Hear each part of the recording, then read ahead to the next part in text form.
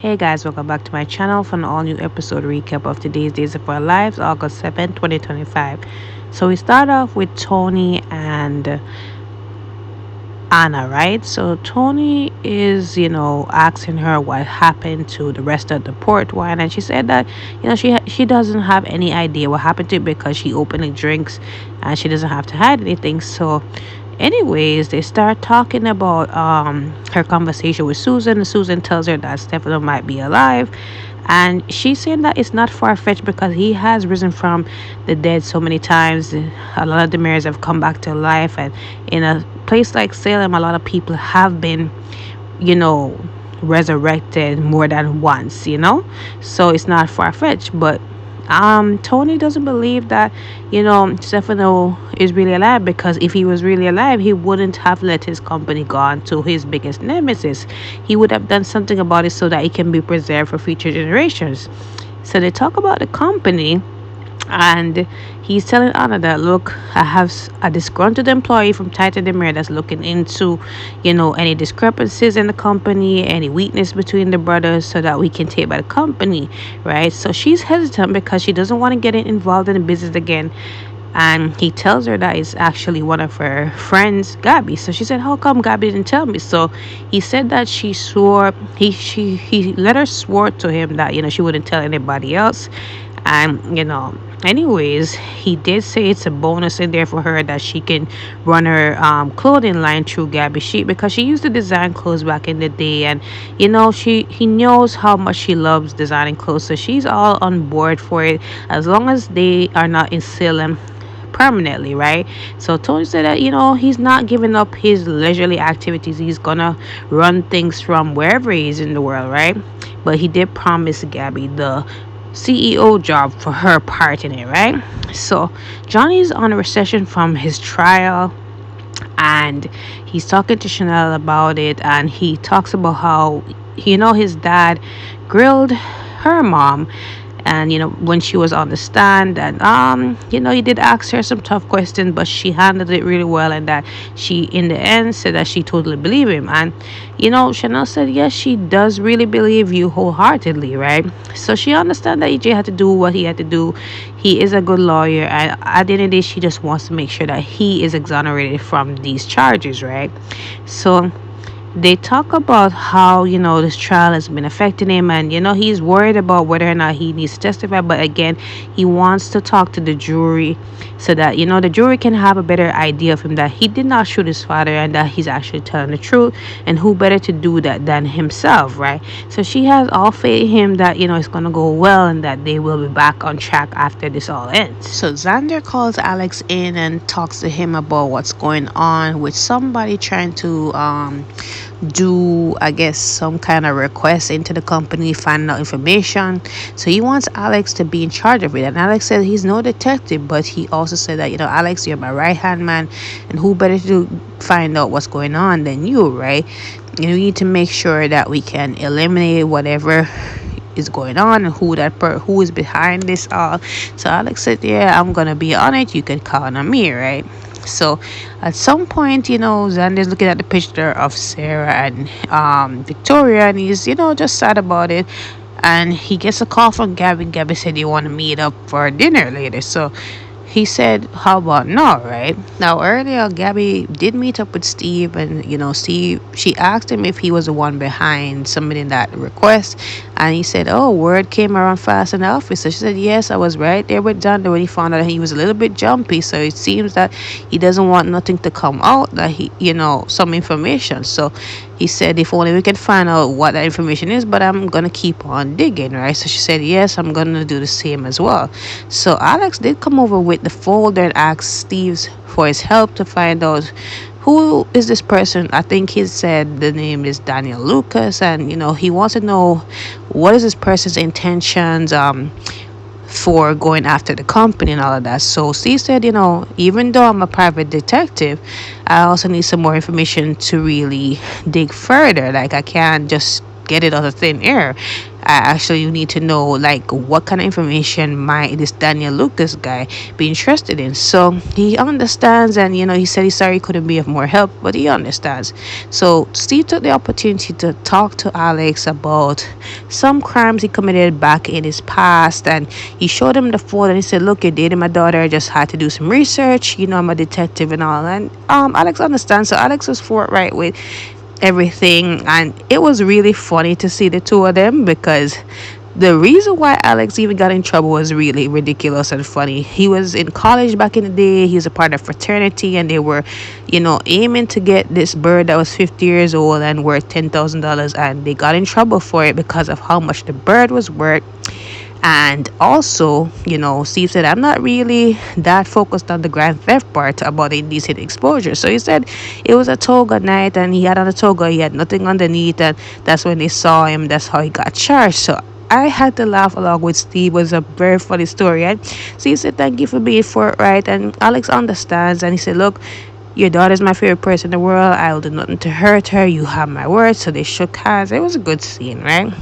So Paulina comes over and keeps her daughter company, and she talks about the trial, and she said she's sorry that EJ grilled her. She said it wasn't that bad. EJ was just trying to put out reasonable doubt, and I get it. At the end of the day, you know I know that I would have wanted him dead. Even my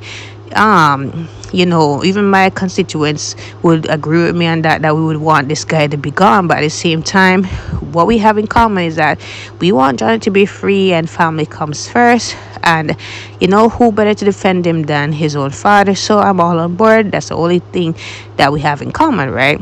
So at some point, Chanel sees somebody with a stroller with a baby, and she gets really sad about it. And Paulina said, "What's going on?" So she said that Sophia had her baby, a little girl, and Paulina understands that Chanel wanted that life at some point with Johnny, and that girl would have been hers, but it wasn't meant to be. And after the trial ends, they can focus on starting their future together. And Chanel desperately just wants to become a mother and wants to have a family, Johnny, and she is confident that that's going to happen. But of course, it doesn't escape how she feels about the whole adoption thing still, right? So Bella and EJ did their thing at the Salem Inn, and they're glad to be together and everything, and hopefully the child doesn't get in the way. Too late for that. But before we get into that, Belle goes to the courtroom, and she and EJ are smirky with each other, and Johnny gets to talk to his father before the trial, and Johnny also tells him that, look, he's kind of nervous about being on stand, and EJ just said, just say the truth. So Johnny said, "What if Aunt Belle brings up the whole thing with you and Mom?" So he said, just talk about how I affected you and Chanel's chances of adopting Tate and Sophia's baby. So he said, "I'm on the oath. I don't think I can really, shouldn't I tell the full truth?" So he said, "Nothing but the truth."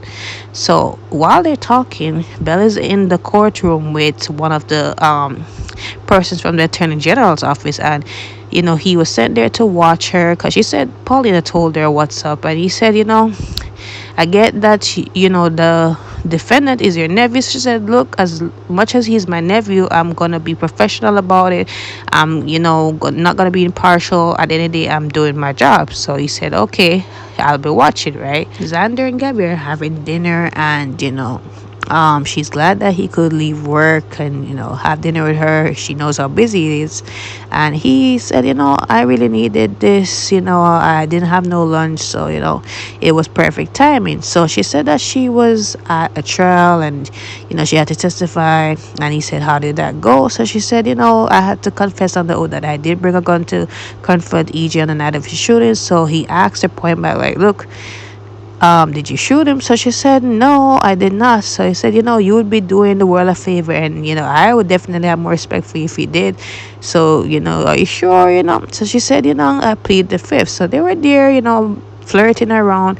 And I'm saying, even though we know Gabby's intentions, I really would have liked to see her and Xander be a couple. I think they have super chemistry together, and I felt like they were feeling each other. But again, it's all for different intentions, right? And he did call her out on that, because when the news about the request was going on, she her face said it all, and he's wondering, if Titan Demir implode, she'd be happy about it. She could get control of her company. And she said it's the complete opposite. Like, if that happened, she wouldn't have her company to run, right?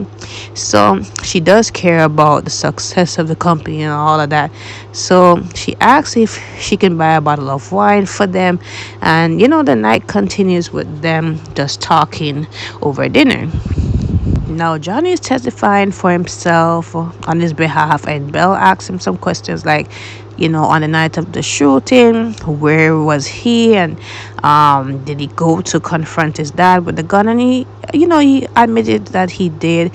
He said, well, so first off, she did ask him about his relationship with his dad. And he said, he's a good dad. We had, great moments. And she said, all good moments. So he said, sometimes we fuss and fight, but otherwise, he's been good. So she said, weren't you angry with him for current something that happened recently? So I said, yes, he was instrumental in the adoption not going through for the baby didn't really sit well with the biological family of that baby, and that cost me and my wife the chance of adopting that baby.